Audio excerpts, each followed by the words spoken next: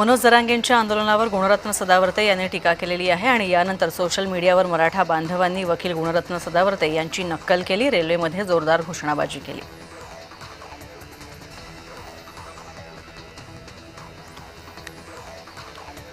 मराठा आंदोलक मनोज जरांगे पाटील यांनी मराठा आरक्षणाच्या मागणीसाठी मुंबईत आझाद मैदानावर आंदोलन सुरू केलं आहे आणि यातून लातूरच्या तरुणानं त्यांच्या आंदोलनावर पोवाडा रचलेला आहे। संतोष साळुंखे असं या शाहिराचं नाव आहे।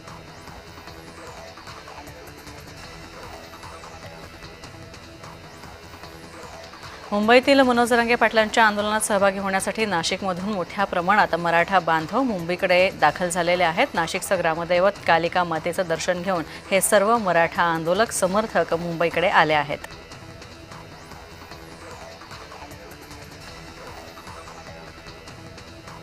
तर उद्यापासून ओबीसींचं आंदोलन सुरू होत आहे आणि उद्यापासून सुरू होणाऱ्या ओबीसी आंदोलनाला भाजप आमदार आशिष देशमुख यांनी पाठिंबा दिलेला आहे। नागपुरातील ओबीसींच्या साखळी उपोषणामध्ये आशिष देशमुख सहभागी होणार आहेत।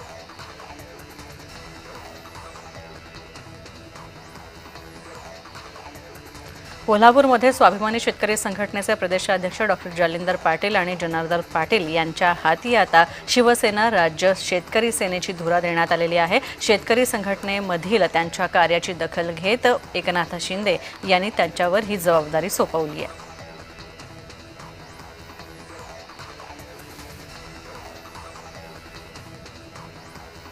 राष्ट्रवादीचे वसमतचे मतदारसंघाचे आमदार राजू नवघरे यांनी सुद्धा मनोज जरांगे यांच्या मराठा आरक्षणाच्या आंदोलनाला पाठिंबा जाहीर केलेला आहे। पुण्याजवळ चाकण फाटा इथं मुंबईच्या दिशेने जाणाऱ्या समाज बांधवांना आमदार राजू नवघरे यांनी खिचडीचं वाटप केलं।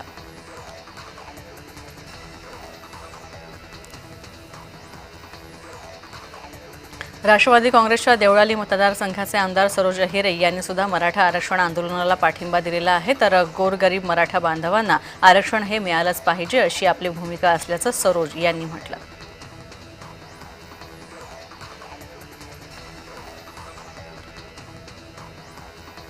तर या संदर्भात राधाकृष्ण विखे पाटील यांनी प्रतिक्रिया दिलेली आहे। तर मनोज जरांगेंच्या ज्या मागण्या आहेत त्यांच्या संदर्भातलं निवेदन अगोदरच मिळालेलं होतं आणि त्यावर आमची चर्चा सुरू आहे। मागण्यासंदर्भात सरकारची पूर्ण सकारात्मक भूमिका आहे अशी माहिती राधाकृष्ण विखे पाटलांनी दिली।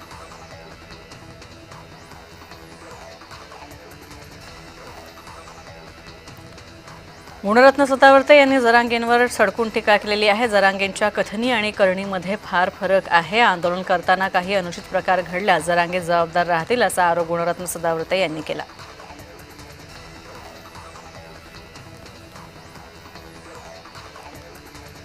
मनोज जरांगेंनी सर्व अटी शर्ती मान्य केल्यात। त्यांना एका दिवसाच्या आंदोलनाची परवानगी देण्यात आलेली आहे। तर शांततापूर्व मार्गाने हे आंदोलन होईल असं दीपक केसरकर यांनी म्हटलं।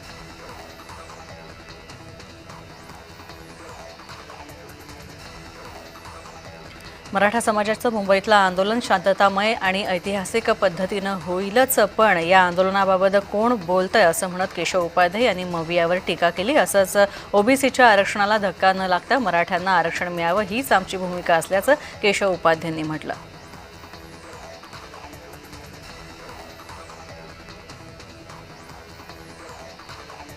आरक्षणाला धक्का लागला तर ओबीसी समाज रस्त्यावर उतरेल असा इशारा राष्ट्रीय ओबीसी महासंघाचे अध्यक्ष डॉक्टर बबनराव तायवाडे यांनी दिलाय। तर उद्यापासून सुरू होणाऱ्या आंदोलनामध्ये सर्व ओबीसी आमदारांना बोलावणार असल्याचं त्यांनी स्पष्ट केलं।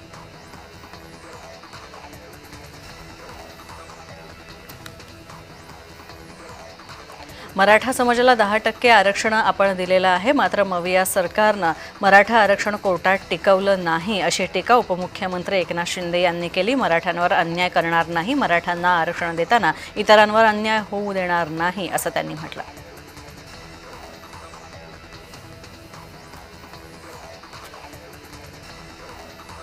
जळगावच्या अमळनेर इथं मंगळग्रह मंदिरामध्ये मंत्री संजय शिरसाट यांनी दर्शन घेतलं। तर यावेळी जरांगेंच्या मुंबईतील आंदोलनाच्या ठिकाणी कोणताही संकट अथवा अनुचित प्रकार घडू नये एवढीच देवाकडे प्रार्थना असल्याची प्रतिक्रिया त्यांनी दिली।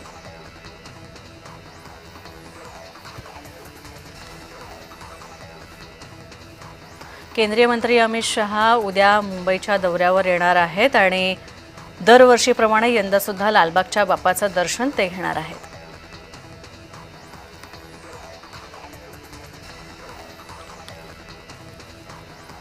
संगमनेर इथं एका कार्यक्रमाच्या दरम्यान आमदार अमोल खताळ यांच्यावर हल्ला झाला होता। त्यांच्या या हल्ल्याच्या निषेधार्थ संगमनेरमध्ये महायुतीतर्फे मोर्चा काढण्यात आला। खताळांवरील हल्ल्यानंतर संगमनेरमध्ये राजकीय वातावरण तापलंय। आगामी काळामध्ये संगमनेरमध्ये राजकीय संघर्ष वाढण्याची शक्यता वर्तवण्यात आली आहे।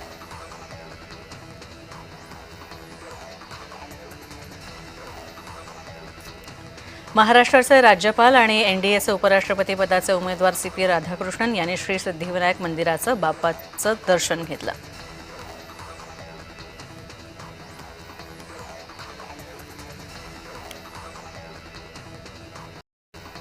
राज्य सरकारनं कोल्हापूरकरांची घोर फसवणूक केलेली आहे। पाठीत खंजीर खुपसलेला आहे असं आमदार सतेज पाटील यांनी आरोप केलेला आहे। निवडणुकीपुरती कोल्हापुरातील शक्तीपीठ मार्गाची अधिसूचना रद्द केली। आता मात्र रेखांकन बदलून कोल्हापुरातील महामार्ग करणार हे अधिसूचनेत स्पष्ट केलेलं आहे। यामुळे या विरोधातील लढा तीव्र करणार असल्याचं सतेज पाटलांनी म्हटलं।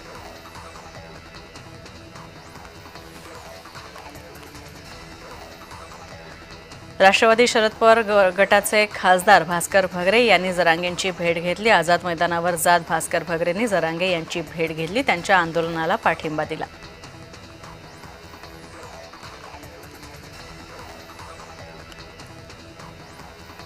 सांगलीमध्ये शिवप्रतिष्ठान युवा हिंदुस्थानकडून आमदार सदाभाऊ खोत आणि इंद्रिस नायकवडी यांच्या विरोधात निदर्शनं करण्यात आली। या दोघांनी सुद्धा गोरक्षकांवर मोकाकवा अंतर्गत कारवाई करण्याची मागणी केली होती। म्हणून खोत आणि इंद्रिस नायकवडींचा निषेध करण्यात आलेला आहे। याबरोबरच राज्यातील बोगस गोरक्षकांवर सुद्धा कारवाई करण्यात यावी अशी मागणी शिवप्रतिष्ठान युवा हिंदुस्थाननं केली आहे।